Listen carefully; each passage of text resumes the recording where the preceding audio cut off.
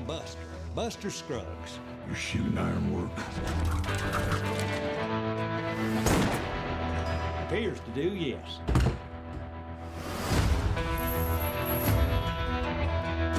Do you have anything to say before sentence is carried out? Sentence? What's my sentence?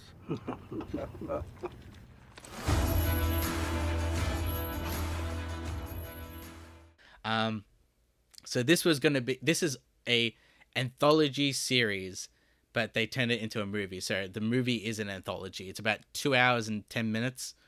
And each story, I think there's about 5 stories, and it's kind of like this.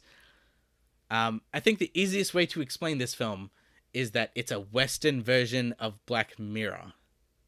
Okay. Yeah, it's a Western version of Black Mirror in the sense of it's actually it's not everything goes the way it seems. And it's kind of like maybe a semi critique of Western things in our media. So generally when people like back in the day, like in the 60s and 50s, when they used to make Western films or even modern day Western things where they talk about cowboys and how everything was, it's always kind of generally seen as a really good light. Like it's very clean, very nice. And I feel like the intention of the Ballad of Buster Scruggs is to have this kind of semi like realistic but off the wall kind of take to it, where they're just like, yeah, this is probably what happened, but we're gonna heighten what really happened to make it extreme in a sense where it's kind of cartoony. So it kind of splits off these different characters with these stories. Like the first one follows the character of Buster Scruggs, who is this kind of like really nice, like, oh shucks folks, like type of cowboy, where he, there's like sing-alongs and things like that, but like it's like undercut by this ultra violence. So it's like, ooh, like what the hell's going on here? The second story has James Franco in it, him being a kind of bank robber and kind of having this little bank robbing kind of ordeal. That one's also really fun. The third one has Liam Neeson in it, and this one's a little bit more depressing, where he's like a wandering traveler, and he's kind of like early performer, I suppose, with someone else, and it's kind of like the struggles of being a performer and making money. The fourth story is about this person who's digging gold, and kind of the adventure of digging gold, but as well as the worries of adventure gold. And then it kind of follows on kind of down from there, but like a lot of these stories to me are like slightly hit and miss. I really like the first 2 stories. The gold digging one is very kind of it's very isolated. There's only like 2 characters in the whole of that story, but it's a personal story.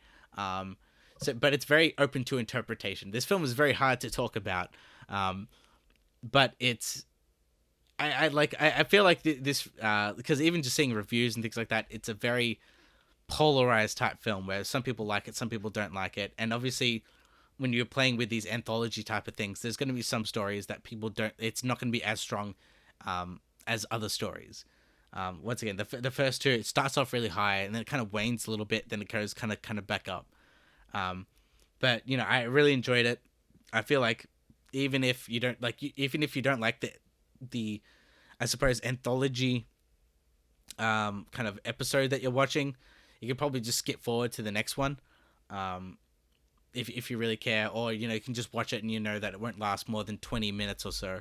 So it's kind of like these little mini vignette short stories of kind of like this, once again, the interpretation of the West. And another story that another thing that happened in this thing that I actually really liked is that it has the, I guess, stereotype of the woman in the West, and kind of dealing with everything. And then there's the wandering hero and helping everyone and things like that. And and it plays on your, I guess, emotions and what you think is going to happen.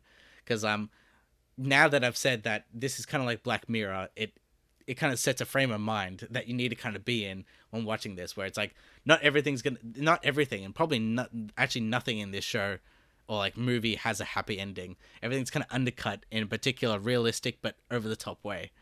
So yeah, I feel like I really enjoyed the film because once again, I like the Coen brothers. They make really good stuff.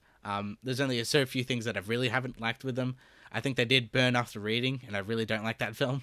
But yeah, I feel like overall they did a pretty good job with this. I really enjoyed it. But once again, if you're gonna watch a straight up Western, obviously watch their version of True Grit.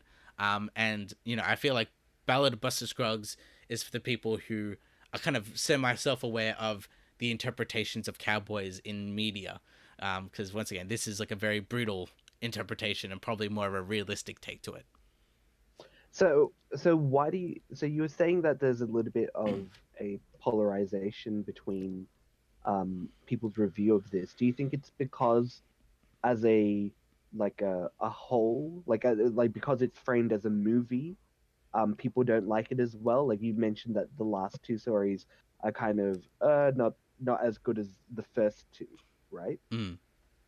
Do you think like if it was kind of created in an episodic format, like maybe that they wanted to originally, like maybe if like they had a little bit more time or more budget or something like that, do you think the show would have a more wider appeal to people? Yeah, definitely. Because once again, like a lot of these, I feel like the main reason why they made it into a film is because they're just probably like, oh, these stories are probably like 20 minutes each type of thing, and they're just like, we might as well just make it into a movie and kind of bring it up from there. But like, I feel like it would fare better if it was a TV show, because you can be like, this episode good and this episode wasn't so good. Like once again, it's kind of like a Black Mirror thing, because I really like Black Mirror, but I feel like with the recent seasons, with like season 3 and 4, there's like obviously there's some winners and some kind of like semi losers where it's like it's not as interesting. So like as a movie format, it kind of fails it in that interpretation, because it's a solid product. With a movie, you can't be like, some parts of like with the TV show you can be like, yeah, that episode's not as great, but with a movie you have to be like, yeah, the middle of the movie wanes a little bit, so that's kind of the problem. But like overall, I feel like this would have been like, it's still a solid thing. You just have to kind of take it, like I've reviewed it episode kind of by episode in a sense, rather than a whole like, this is the whole package of the the TV show. I feel like that's why a lot of people kind of don't like it. And I feel like it kind of, that's the type of interpretation that I kind of got with these things, because once again, Joel and Ethan Coen pretty much had a stellar career. Like I think everyone generally likes what they do, and I think this one was kind of like a very weird, because I guess it's the structure of the film where it doesn't really have a climactic kind of end. It kind of just ends. And I feel like that kind of works well for an anthology TV show, but for a film, what people are expecting is completely different. And kind of that's why I feel like this film is getting kind of a semi bad rap, I suppose. Yeah, fair enough. I mean, it does sound quite interesting, like a Western that kind of subverts the genre. Again, like we talk about how sometimes subverting things isn't necessarily a good thing. I'm looking at you, Star Wars, but it's always Star Wars. Yeah, it's always Star Wars. But like with something like a Western, like yeah, very much like like the classic spaghetti Western is thought as being a particular way, and it's interesting to see them kind of experiment on that, and especially since it's a good time with Red Dead Redemption coming out. People are kind of going back and exploring the Old West. So you would recommend this to people who are big fans of the Wild West? Yeah, absolutely. Because once again, like I like the Western genre, and once again, I feel like this film is a critique of the whole Western genre. Because once again, like everything is kind of different in a sense. Because like the first vignette, and I think this is my favorite. It's because it has that hokey feel to it. It is this character who talks to the camera and does these musical numbers, but it's like ultra violent when he actually kills people, and which is what, like, because in media with these cowboys, you're like, oh, they're singing and dancing cowboys. I think there was a joke about that in The Simpsons, about painting a wagon, and it kind of takes off that trope where it's kind of like this like fun time cowboys, but in the end they're really violent people, or like the train robbers, to all these type of things. So I feel like it's like this is a talking point to the genre of cowboys and the western. So like, as a person who likes deconstructing a lot of stuff and themes, I feel like it does a really good job at that. But yeah, I feel like you got to take it probably like once again, kind of vignette by vignette rather than like a whole like package. I feel like, and kind of what it has to kind of say. But yeah, I'd like, if you're on the fence about it, I'd just say watch the first vignette and just see if you're on for the ride. And once again, if not, just kind of switch halfway through and keep on going through the next one. And yeah, it'll be a fine time.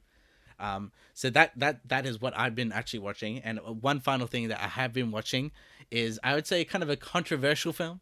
And as we were mentioning before, is Black Klansman.